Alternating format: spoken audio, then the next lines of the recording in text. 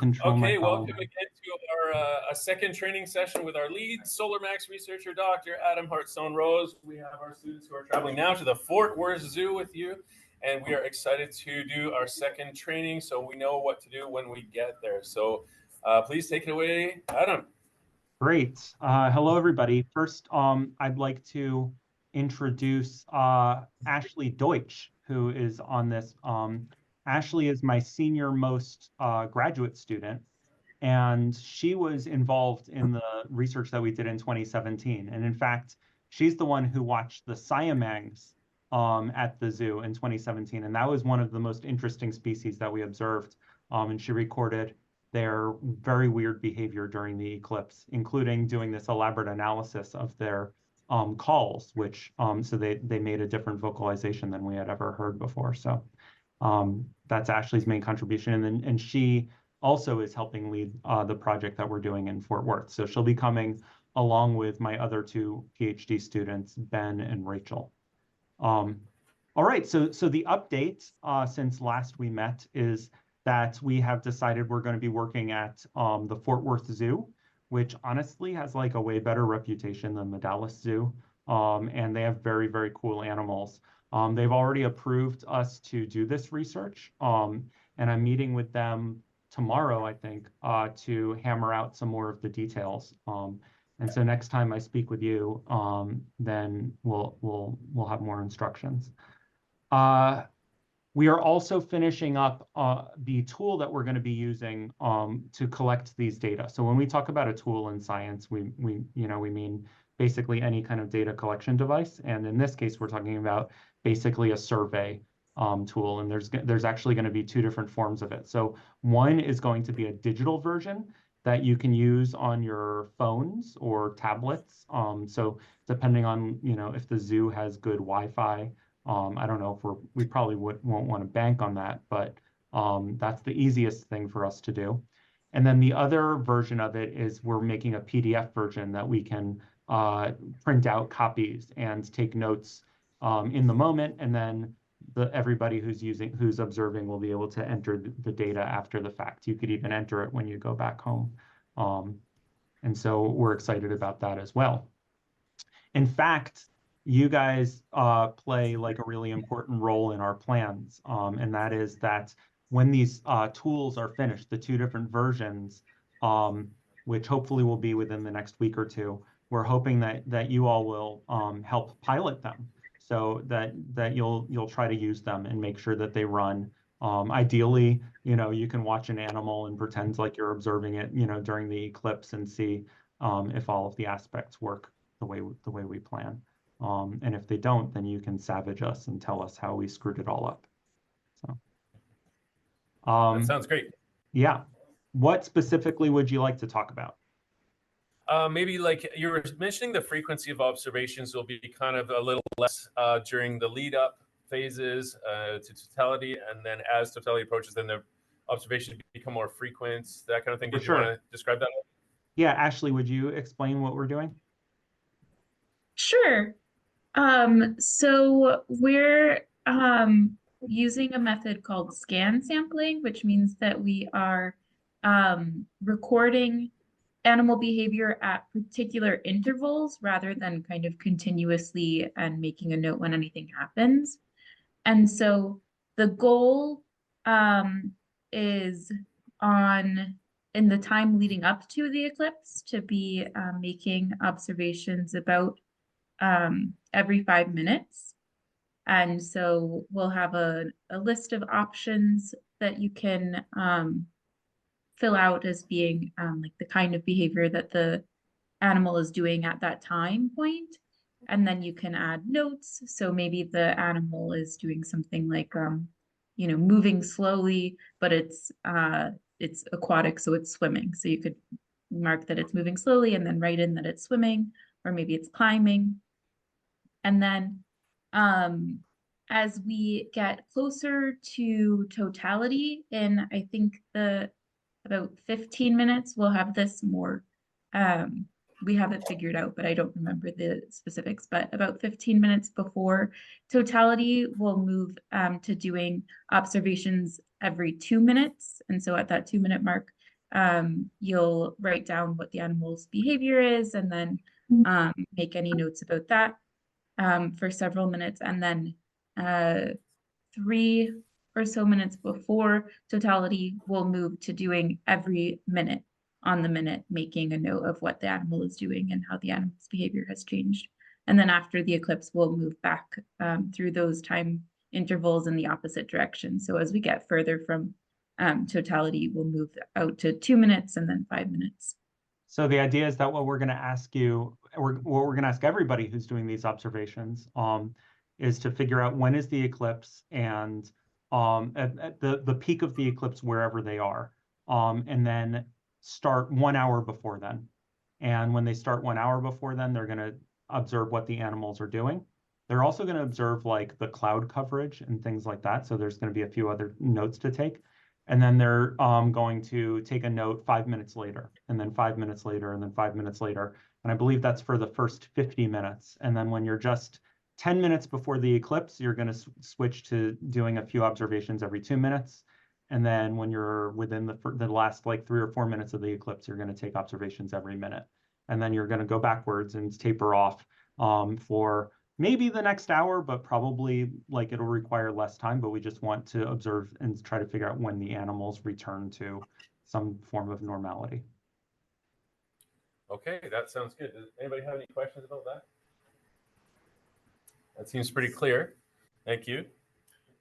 So do you have any news for us going on the Sunday and the Monday too, or is that going to be when you talk to them?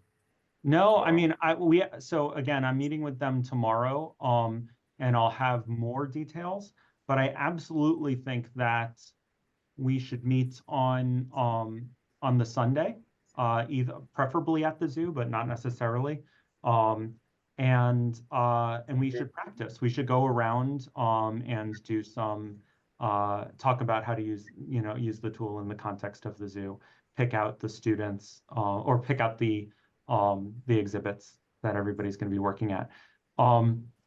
If it turns out that you can only go to the zoo on the one day, then we can do the training like not at the zoo or meet up on the Sunday, and then we can do the walkthrough at the zoo on Monday.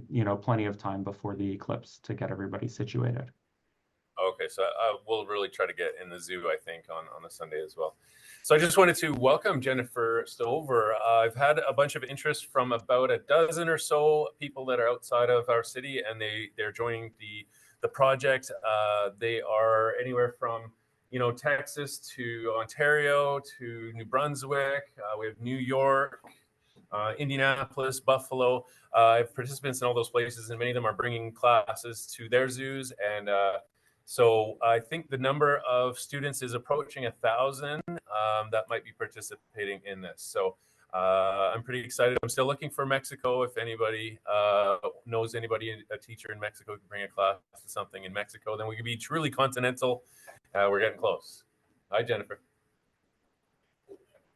Do you want to introduce yourself? Hi, everybody. My name is Jennifer Stover, and I work in Lufkin, Texas at Lufkin High School. And we have a STEM academy here at our high school. And so our juniors are going to be participating in this program. And so they're really excited about it. We have a local zoo. It's a AZA accredited zoo, just like Fort Worth and Dallas are. And we look through the list of animals, and we have a lot of the same animals from the previous paper that was written. And so we're gonna go through that. So we're excited about it. So thank you. That's awesome. Yeah. Nice So one part that I didn't talk about. So what I'm most excited about are the two approaches for collecting the data, but an aspect of it that is also pretty exciting is we have a group of people that we're calling ambassadors, where these are group leaders like teachers or librarians, et cetera, that are organizing their groups to do these data collections. And so we're going to be offering a few different trainings where we can meet closer to the time of the eclipse. I think starting sometime next week and into the end of March.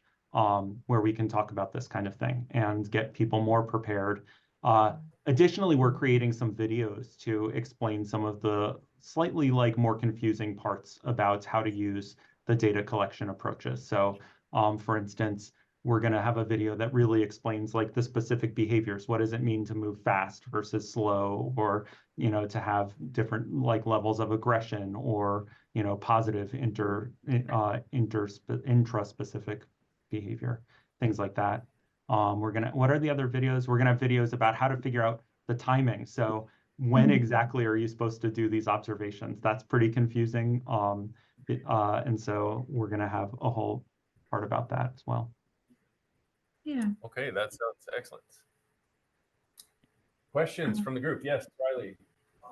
Why are we taking this data collection approach where we are collecting every, like interval minutes, I suppose, as opposed to doing like just continuously taking notes?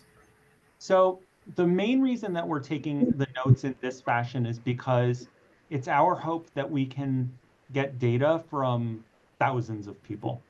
And so when we did this in 2017, my students collected more continuous notes. But that's hard. That requires like a little bit of extra sort of training, which I'm happy to give you guys. But for the general public, it's a little more complicated, and it would require more than sort of the one sheet of paper. It's more of a commitment, right? It's more than an hour or an hour and a half to do it that way. I think that's great for y'all, but as we try to disseminate this to other people that can just pick it up, use it, hopefully self-explanatory, or watch the videos, it's a simpler approach. I think it's Okay, so also we want you to take the notes, like, so if you see anything amazing in between the intervals, then of course we want you to note that. And there's a place specifically to do that. Yeah. Sorry, Ashley. Okay, so if students were kind of really keen on it, they could just take continuous notes if they wanted to, and there's not like they could enter more data than the minimum. Yeah, we could actually create a we'll create another spreadsheet. In fact, it's very easy. So we can use sort of the same cells, but just expand it. You know, so ours is basically a page and a half-ish of cells, and you know, we can do like a 4-page version of that, and you just have to be more vigilant about writing the time in, you know, during your observations. The other thing that's even better that you could do to collect more data, and that I think is more appropriate for your class, is I want to make more of an effort to identify multiple individuals in each animal group. So like, for instance, if we're watching a group of chimpanzees, then one of you could watch the alpha male, one of you could watch the male that gets beat up by the alpha male, one of you could watch, you know, the female, the old female, the young female, and then we can start to get like a real dynamic and understanding of what's going on in the group as a whole. So that's kind of the next level stuff, rather than us just saying, well, like literally on our forms, we say, find an animal you want to watch, you know? So rather than being that general, we want to get more specific and scientific with you all like that. Okay, well, that sounds great. Are there any other questions? And Jennifer, I'm happy to talk with your class at some point too, if you'd like to organize that. Yeah, let me see what I can get together. Thank you. Or Edward, all of those other people you've been in contact with, I'm happy to reach out to them. Yeah, so I'll send this recording on my YouTube channel and just forward them the link if they're interested in watching their second training. And I guess we plan one more in about a month or so. Yeah. So I'm really break, thinking about this as like you all are like the next level of observers, whereas like the program that we're working on is really supposed to be relatively easy for anybody to pick up, right? And so that's what you're going to help me pilot and make sure that our tools work well beforehand. And then when we actually get to Texas, we can talk about like other levels of high quality data that we can collect. Okay, my suggestion is before our spring break, which is mid-March. So if it was like first week-ish of March, like that would be a good time for us and our group to pilot something for you. And then I guess it's an easy thing to do like over the weekend if you're watching a squirrel, or even like your dog in the backyard. Like that's the kind of data I'm really excited to get like little kids watching their pets in the backyard and farm animals and things like that. So whatever you want to do, like to pilot it, I think would be great. Okay, great. So we can expect that in a couple weeks then, you're saying? Yeah, we've got a draft that's nearly ready now. And so we're like, I think realistically, like in the next week or maybe two at the latest. Okay, that'd be good for us, and we'll pilot it, and then we'll maybe have one more session before spring break, and then after we're back, it's going to be fast. There's only a couple of days of school. Once we're back from Easter and everything, there's only a few days, so I don't know how much we could get done in the last couple of days. So it'd be good to get done before mid-March. Yeah, I think like we really need to get the tools sorted out so that it's like, because if we screwed it all up, then we need that feedback so that we can fix it before the eclipse. In terms of like the higher levels of training and like making more detailed plans, we can do a lot of that together in Texas. We have a lot of hours together before the eclipse actually will happen, right? True. Jennifer, did you have any questions? I'm just thinking about you guys meeting in Fort Worth. If you could, well, I don't know, I'm inviting myself here, like to drive up there. It's not that far. Would it be possible? I can't bring my students with me, but would it be possible for me to just kind of join and see what you guys are doing? To come on that Sunday while Yeah, yeah, exactly. that sounds great. And then you'd go back and do it with your And then own I would share students that with on my the student. Monday. Yeah. That sounds fantastic. Great. The Yeah. key is what we really want is everybody to be in front of an animal an hour before totality or whatever the peak is wherever they are. And so in all of the hours leading up to that, I'm happy for, to work with everybody, but we just have to be ready to be in front of animals at that point. We've got our bus. Okay. We're ready to go. Glad It's the to many hardest part. students, How many students, Jennifer? Right now we've got 13 that are going to be doing the observations. What grade? They're juniors Oh, that's in high amazing. school. That's fantastic. Yeah, it could be really valuable. We're going to have a lot of really interesting products from this in the end. So, of course, I'm most interested in the hardcore science paper, like the thing that I feel like Edward made you guys all suffer through recently.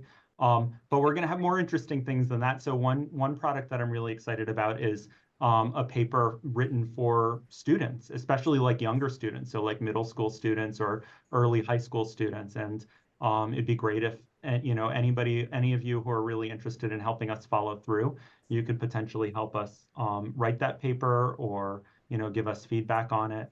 And anybody who contributes, we can acknowledge them. Potentially, if you put in a lot of work, maybe we can even figure out a way to get you all co-authorship on stuff. So, and anything else, if you want to do presentations. So afterwards, I imagine like people at your school are going to be excited about this. Even those that can't go on the trip or can't go to the zoo that day. And so we can help you get like materials together to talk about, all of this and what we did from a more scientific perspective. Maybe present at the school board or something like that. For sure. Yeah, it'd be great. Okay, so I want to thank you for your time, Dr. Adam Hartstone-Rose. We're almost out of time, so thank you very much.